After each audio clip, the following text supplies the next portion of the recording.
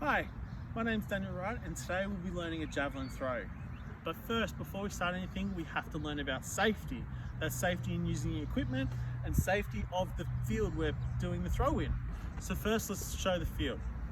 This is our starting line. When throwing, participants will always be behind it or in the dead zone back here.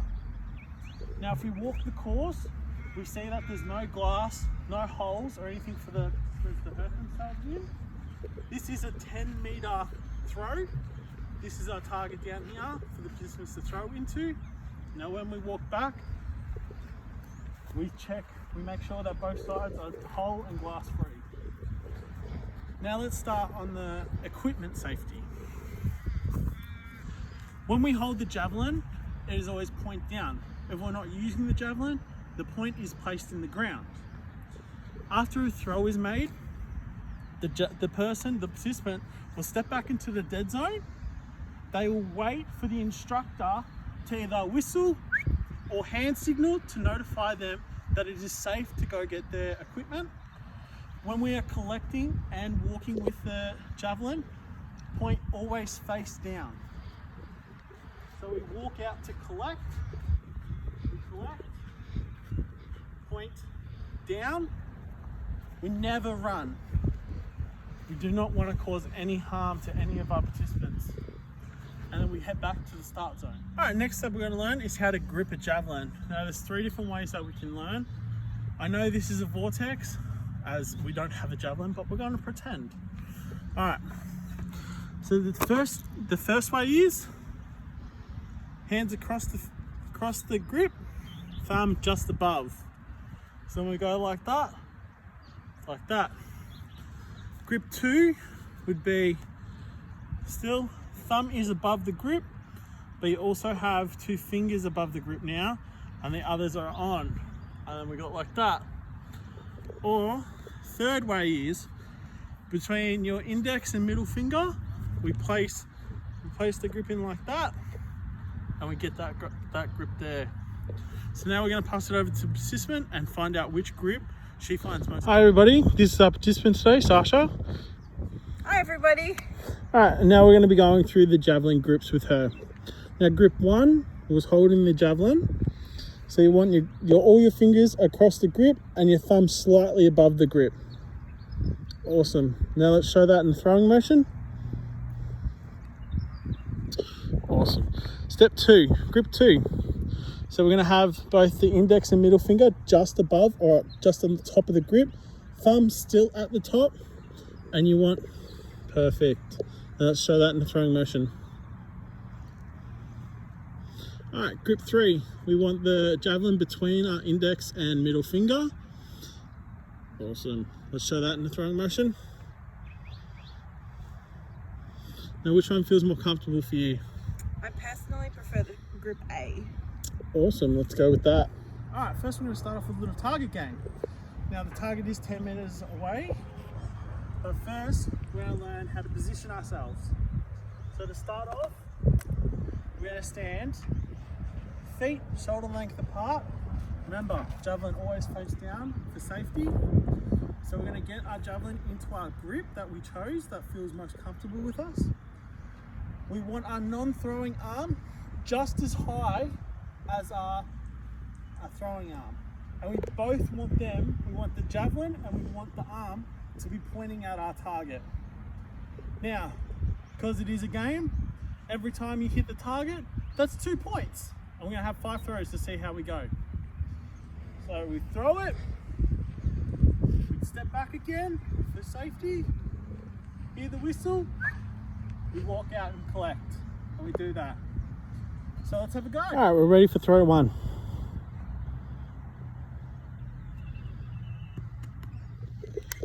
Oh, that's a point. All right, so throw 1 was great, but we'll see where we can make some improvements.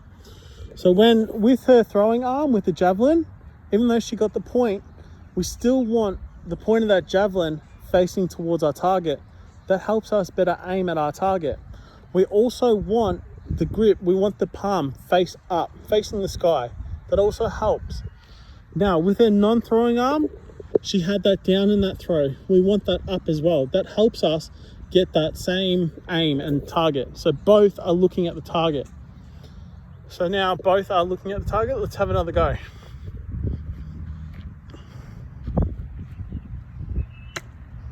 Awesome. Another point. All right.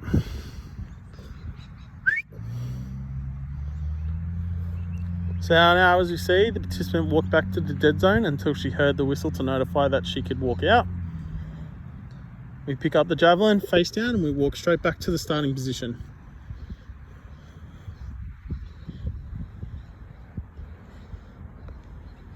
Alright, let's now go on to the next movement. We're going on to the progression phase. So now we want to start introducing some of the key movements that's going to generate our power into the throw. Because when we're standing still, face on, we're not getting any power into that throw. But now with this next step, what we're going to do is, so to get that power, we're going to want to plant our right leg. If you're a right thrower, right arm thrower, you plant that right leg, left, the exact same, just on your left leg. But because I'm a right-hander, we're going to go right. We want our right leg bent a little bit. We want all our weight shifted into this right leg. That's what's going to give us the power as we come through. So we want the right leg bent. We want this left leg out. So we don't want to be straight on because we're going to lose balance. We want out and we want just our heel touching the ground. Because as we transfer that weight, the weight's going to go from our back leg into our front leg. So the throw would look something like this. So we got our back leg, arm up, arms up, pointing. We're coming through, we're generating power. All right, now we're gonna have our participant have a go at the throw. Now first, before she throws, let's have a look at her action. Awesome, we want that left heel up, arms pointing, javelin pointing in the direction. We also want her body showing that angle from her left leg. So let's go. That first throw was really great, but now we're going to run it back so the participant can get that understanding of the motion.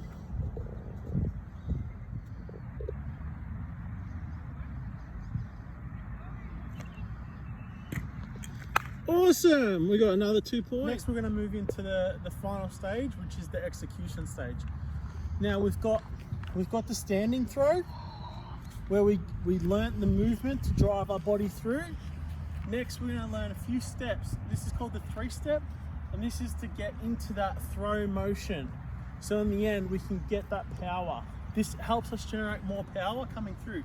Because we're not doing the big long run up, we're still practicing this motion of getting into our throwing stance and then recovering at the end of it so we don't hit the foul line.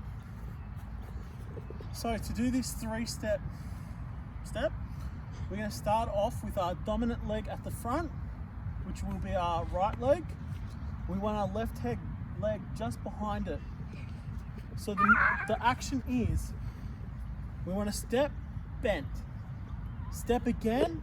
We want this bent because this is us planting our leg into the ground to get into our throwing. Now this left leg goes out, and this is where we get into our throwing motion again. So this is where we get into that position. So we'll run through it just one more time. So right leg forward, left leg behind. We want to bend, get into our throwing position, put all our weight onto this leg. Left leg on heel, we get into our throw and we throw it. All right, we've got our throw in the position for the first step. Now let's just run through and see how she goes on her first throw.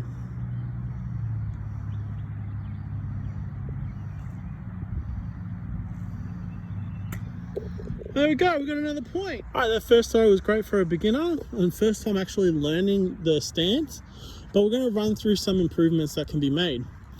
So when she threw the first time, that first step was good, but as the next one, the planting leg, we got to that planting leg and we stopped and then took that step. when we stop, we're losing all that momentum in the build-up phase. This whole 3-step is to help us get that momentum to get more power onto that throw. So we're going to run through this again, but I just want it to be a walkthrough. So let's just walk it through, but just steps.